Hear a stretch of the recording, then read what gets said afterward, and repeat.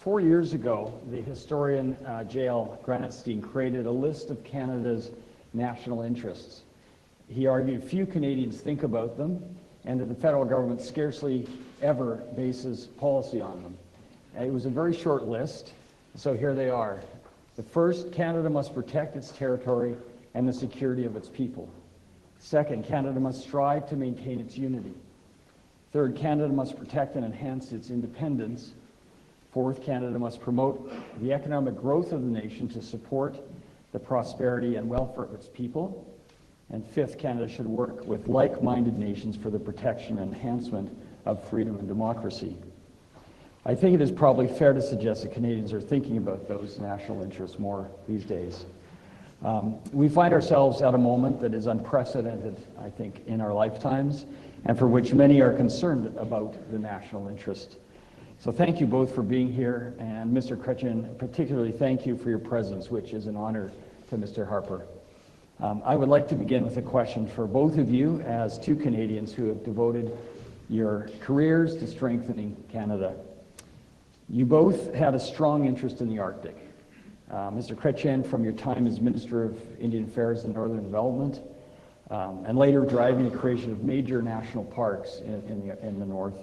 And Mr. Harper, you had an Arctic policy that included a focus on, from our standpoint, focus on searching for the lost ships of the Franklin expedition, but as part of a broader use it or lose it northern sovereignty strategy.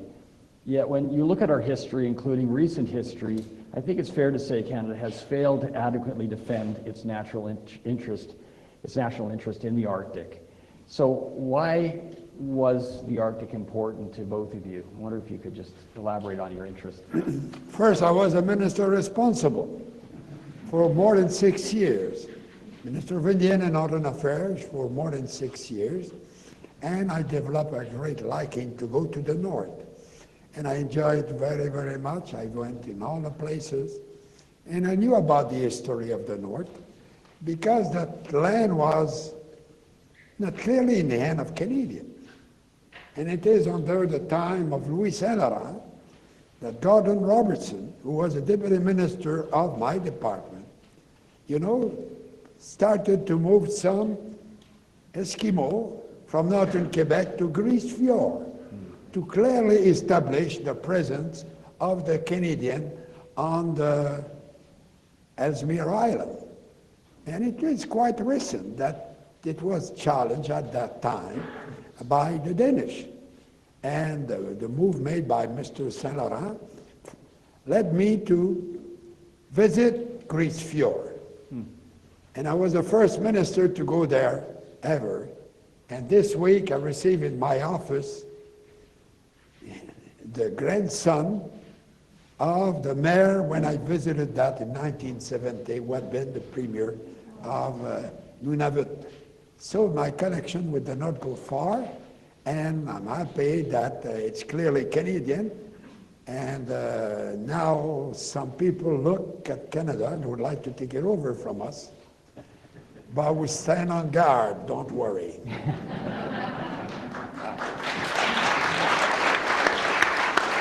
Look, I just always had unlike Mr. Chrétien, I wasn't minister of everything at one point in time. But I had a long abiding interest in our history and geography, and especially our northern history.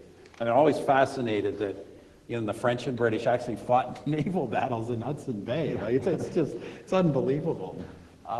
Such a great part of Canada. So look, but my concerns were different. I think the reality is, in law, Canada took possession of those territories in 1870 and then 1880. But the reality is Canadian sovereign presence is extremely spotty, especially up until the 1950s. And even after that, we've kind of had periods of neglect. So, I believe that in the geopolitical circumstances I was taking office in, that there were long-run threats to the north were actually quite serious. I think I've been borne out in that regard. I didn't anticipate them being our southern neighbor. But nevertheless, we have to be able, my view, especially now, we have to be able to do surveillance and reach and ultimately defend all of our land, seas, and skies without the support of allies. And I think we're entering an era where with new technology, that's actually quite feasible for us to do. So yeah, it's turned out to be more timely than I thought.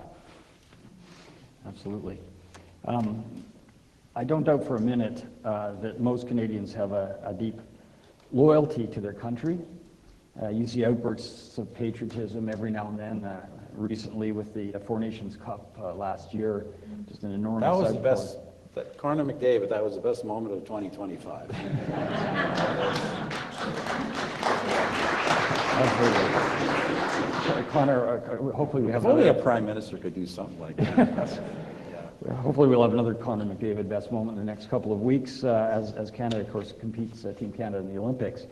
But outside of sports, how do we reinvigorate a sense of Canadian patriotism, especially following years in which we were told that Canada is a country without a core identity, without a mainstream? How do we get Canadians excited about the country? Well, let me just tackle that one quickly. Look, we are living in an age. The one thing, I travel around the world on business now, still do a bit of politics. The one thing about this world, whether we like it or not, we are living in an age of nationalism everywhere, revived nationalism. And there is no reason why this country should not be as nationalistic as anyone else. We have a lot to be proud of. It's a tremendous country. I think just about any person and almost anywhere in the world would love to be here, to have the circumstances of our country. Well, we have a great history. Obviously, we have a great land, a tremendous, gift of Providence. Great land, but we have a great history. And, there's been so much emphasis in the past, let's say decade, about all the things we've done wrong. Okay, fine. But look, all the things we've done wrong have been things that like the things we've done right, that we have built upon. We've corrected mistakes, and we've built, I think, quote Mr. Chrétien, the best country in the world. So, let's be proud. And our pride doesn't have to be just, not liking Donald Trump. We should be proud in who we are as a people and as a nation.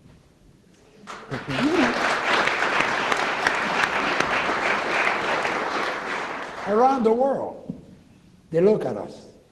There was an international survey a few months ago asking the people, if you had to start your life, where would you like to go?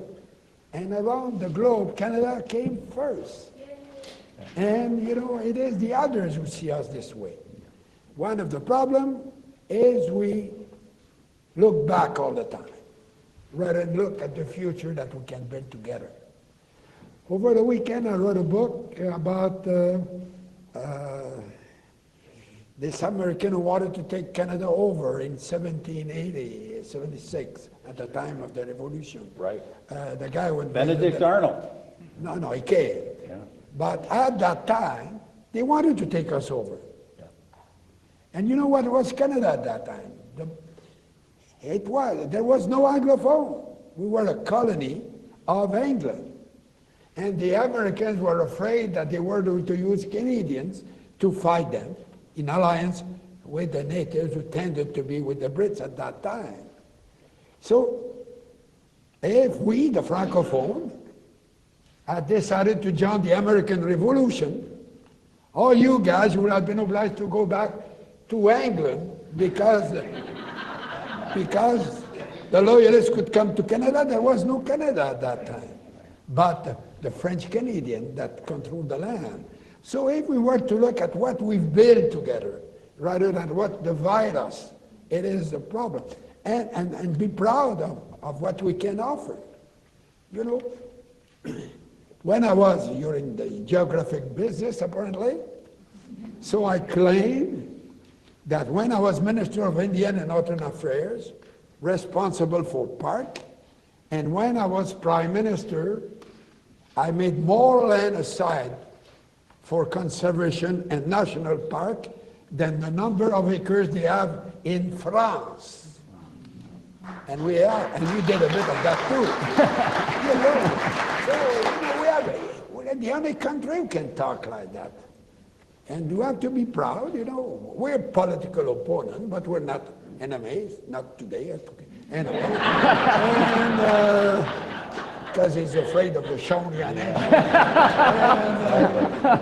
You know, we can have, no, but we have lived something that is an example to the world. To have two official languages that, you know, we have treated the native better than the Americans. Not as well as we should have, but much better. We never sent the army to kill them.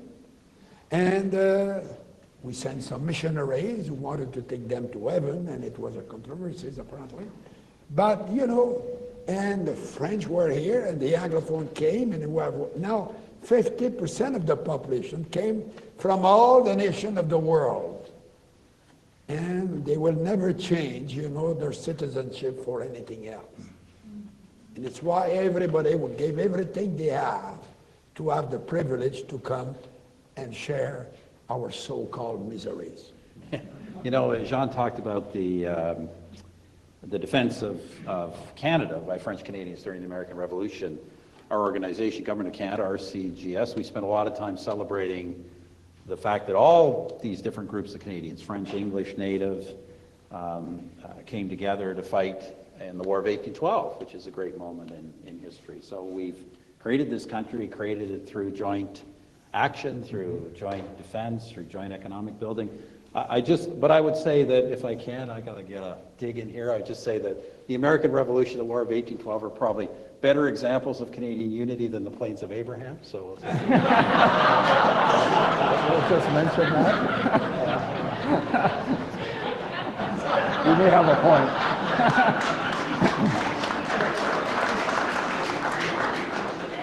Well, and the incredible role, of course, that Indigenous... Yeah, but we cannot rewrite history.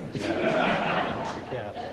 I was not there to wake up Motown when Wolf came in the middle of the night. And the Brits tend to arrive in the middle of the night. They did that in the Falkland about 50 years ago. You remember? Yeah. So be aware, be awake. Perfidious Albion. But you're right, and the Indigenous contribution to the War of 1812, which I think Canada would have been lost without the warriors who intervened. We burned the White House, but we will not repeat it.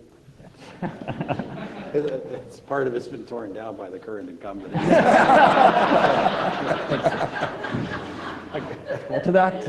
riffing off that, Mr. Harper, the last time you were on our stage, you said that Canadian sovereignty must be preserved at any cost, and that the country must be prepared to make any sacrifice necessary to ensure we remain an independent country. I'm wondering if that analysis still stands. And yeah, absolutely. You know, I guess, you know, Jean has obviously his history as a Canadien Français. My ancestors came to this country in 1774, 1 year before the American Revolution. My great-great-great-great-grandfather led militia efforts in New Brunswick during both the Revolutionary War and the War of 1812 to fight for the Crown. So it goes, for someone like me, it goes back a long way. Yeah, I think the countries, I love the United States, but I'm not an American. I think our country's different, worth preserving. You know, I don't want to suggest that, you know, we should go around kind of accepting unacceptable costs, but the fact of the matter is that the country's worth preserving, that I think there are costs that are going to have to be paid under the current circumstances to do that, but there's also enormous opportunities. It's not all cost. There's a lot we can do that we haven't done to make ourselves more competitive, more wealthy, more connected to the world, and this is an opportunity for us to take advantage of these circumstances. So let's do some nation building. Mr. Chrétien? You know, I'm not discouraged at all. I think that we're living a very important time in the world. It's a big shift. It is probably what I would call the beginning of the end of the American empire. And it has to come. All the empires change. So now, you know, it's accelerating. But we are in a very good position because we have the land, we have, you know, the best educated people in the world. Do you know that? And we have the tolerance that is a great value. We are the sharing that does not exist in many other countries. We have less very, very rich people per capita, but less very, very poor people too in Canada. And we have the unity that we have to fight all the time about that. It's there and it will always be there.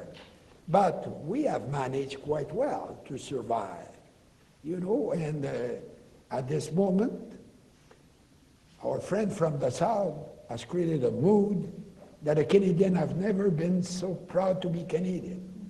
You know, in my province of Quebec, it's still the same thing today. You know, the desire to have a referendum is very low in Quebec. Don't know what the hell is going on in Alberta. But I have to go there. I have 500 cousins in Alberta. I didn't sign the petition. So. Any Tories did? I'm told I not. want an answer. I'm told not. Anyway, we're having fun. Canada will remain united, don't worry. Well, I guess just on that point, you each have dealt during your tenure as Prime Minister with the stresses of... Can I just say something about that? I was sitting, no, not on Alberta. I just want to tell you something about Quebec. It'd be interesting to see how the election unfolds there, but I recently ran into, it was actually the airport here in Ottawa. I won't name the name, but I ran into somebody who is a very, very prominent long-term separatist. And he was saying to me, we were chatting, what do you think, this is several months ago, Harper, about what Prime Minister, what President Trump's doing. And we chatted for a moment, and I ended by saying, you know, I say, this is the reason why we have to stick together. And he lowered his voice and said to me, you know, I think you're right. Ooh. So interesting. Well, and yet, You're right. at this very moment, We are right. this very moment, we're at a moment we need to be strong and united. We are once again facing forces that would seek to pull us apart. And I guess based on your experiences, Mr. Chrétien, with Quebec sovereignty and Mr. Harper with Western alienation, how do you think Canada can strengthen national unity? What can we do at this moment? Those of us who love the country, deeply invested in the future of the United Canada, what can we do to address that sentiment in those places? You know, the problem is we don't know enough the history of Canada. I'm amazed by the ignorance of the people. You know, when I refer to the fact that at the time of the American Revolution, we decided to stay in Canada. Why? It's because the king of the day guaranteed to the French the language and the Catholic religion. And the Pilgrims of Boston were mad at the British because he had made a deal like that. And they wanted to take over Canada. And I was reading a book this weekend, written by Madame Dohan. She's a journalist from Ottawa. It's called He Failed to Conquer. It's a great book about that period of time. And, you know, we don't know that. That it is because of that we still speak French. And they say that we're miserable. You know, my colleague said that. I said, it's terrible. We were 60,000 French Canadians in 1763, when by the Treaty of Paris we were ceded to the Brits. Miserable that we are, we went from 60,000 to 9 million. It's not that bad. And it's more people than in Belgium, in Switzerland, in Finland, in Sweden, in Norway, you know, and in Norway. Yeah, Canada is the second largest native francophone country in the world. And Montréal, la deuxième plus grande ville française dans le monde entier. C'est vrai, c'est vrai. So, Et Shawinigan, une ville unilingue d'où je viens. never been to Shawinigan. It's one of the few. Shocking confession. You're missing something. We have a beautiful museum there The Chrétien Museum. called Canada in the World, and that they talk about my career. No, they put My gifts are all displayed there. And there is a great section called Madame Aline. And about locally, and it's all Canadian.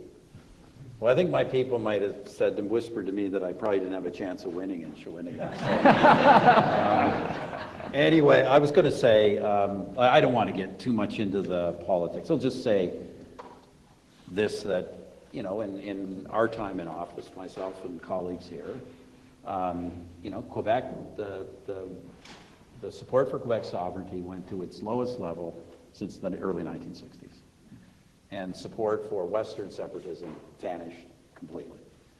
So, you know, look, there are people obviously in both parts of the country who think differently, but I think the reality is federal government manages this country right, puts the stress on unity and not on ideological tangents, and there's no reason why we can't pull the country together at this moment.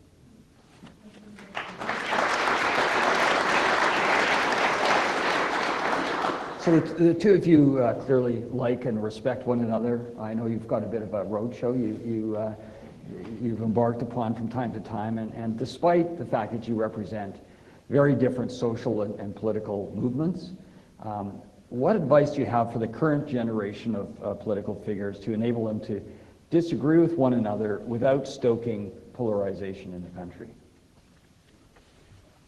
You know, the communication of today have changed. And the gossips of the taverns, you read them every morning on this little machine. And all that is terribly negative, terribly negative. And I don't know how we will counter that. Because you have an article, and only the people who are negative. Very rarely you can read something under an article that refer to what is positive in the article. It's always what can be negative. And so that means that all the young people have that in their hands all the time, and looking at that stuff, a lot of time it was pure invention, lies, and nobody correct them. And that will have to be corrected, I don't know. But I lived the same situation in a way. When I was elected, Parliament, we had no TV, no radio, no nothing. It was a debating society. And there was a lot more, you know, now it's on TV. So it's dull, because, you know, they read a text prepared by somebody else. The House of Commons, in my time, you had not the time to have notes, the right to have notes. If you could not speak up your mind, you could not talk. And if you lie, my God, Trump will be in trouble. If you lied in the House of Commons and you could not prove, you know, and if somebody accused you of lying, if he cannot prove it, he was expelled of the House of Commons. And now these things, these values of what is the truth seem to be have disappeared. They all look with what attract attention, what is attractive for the media and the communication of today. And we'll have to overcome that. But we have overcome the arrival of radio, TV, the television in the house and all that. So eventually we'll find a solution. Probably I will not be there to find it. Yeah, look, I do think this is part of the challenge. We're entering a different age of communications, social media age. You know, we've gone through, I tell, you know, 175 years ago, or however long it was, 150 years ago, when Sir John MacDonald was going across the country, he was stumping. Like, he originally not even a train, a horse and buggy, went from town to town, got in a park on a stump or a gazebo, and that's how he built a political campaign and built a political machine. And then we had the radio age, and we had the TV age, and we had the 24-hour news cycle, which happened in your time, and then social media was just really getting a hold, a momentum just near the end of my time. And it's changed everything, because it's a whole new mode of communications, and you know, it's a new challenge for a new generation to master that. And I agree. I think there's advantages, there's disadvantages. Look, I just think that somehow, the next generation has to be able to combine mastery of the new modes of communication with the kind of mature lessons of political leadership. And, I'd say one of those is, doesn't matter whether you're in government or opposition. You always need to be asking yourself, if it's a policy, or in the case of opposition, if it's a statement, not just is it popular today, but how's it going to look for you in a month or a year or in 5 years' time? You've got to, you can't be drawn into the moment of the X tweet. You've got to think longer term, and there are times, and you got to pick your battles, right? Whether you're government or opposition, there are times like now where you have to decide, we're not going to fight about that, we'll fight about something. You always need to be fighting about something because the public needs to be given choices. But on big things like Canadian sovereignty, you need to work together, and there's times where the opposition needs to support the government, and the opposition needs to know that if it does that, the government is not going to exploit that to disadvantage the opposition. So there are times where you've got to use better judgment. No, I guess you voted for the Clarity Act, don't you? I did. I not only did, I put the You first talked draft. to me about it. I put the first draft of it in Parliament. Well, don't But take too I much voted for credit. it. Show a bit of humility. But on that, he was in the opposition. Yeah, I support it. And he supported me, and there was some problem with that, probably for him, not for me, eventually. But it is something that nobody remembers. Now nobody talks about it. If you read it, it's not only a vote. The question has to be approved by Parliament of Canada. And if you want to separate, there is a series of steps that you have followed that are very complicated. So don't think that because one night there will be a vote, there will be a vote to go. There's a lot of steps that have to be followed before this thing happens. And it is because we decided that at that time. Why? Because some people were claiming that with one vote we will lose Canada. Remember that? I remember, I said, that makes no sense. One of my friends in Chrétien would forget his glasses home, and I would not be a Canadian the day after, because he would have voted. And those who were telling that one vote was enough, I used to make the joke that, the NDP, I don't want to talk politics, it's a reality. Their name is an illegal name. They call themselves the New Democratic Party since 70 years. So it's not new at all. So it's false advertising.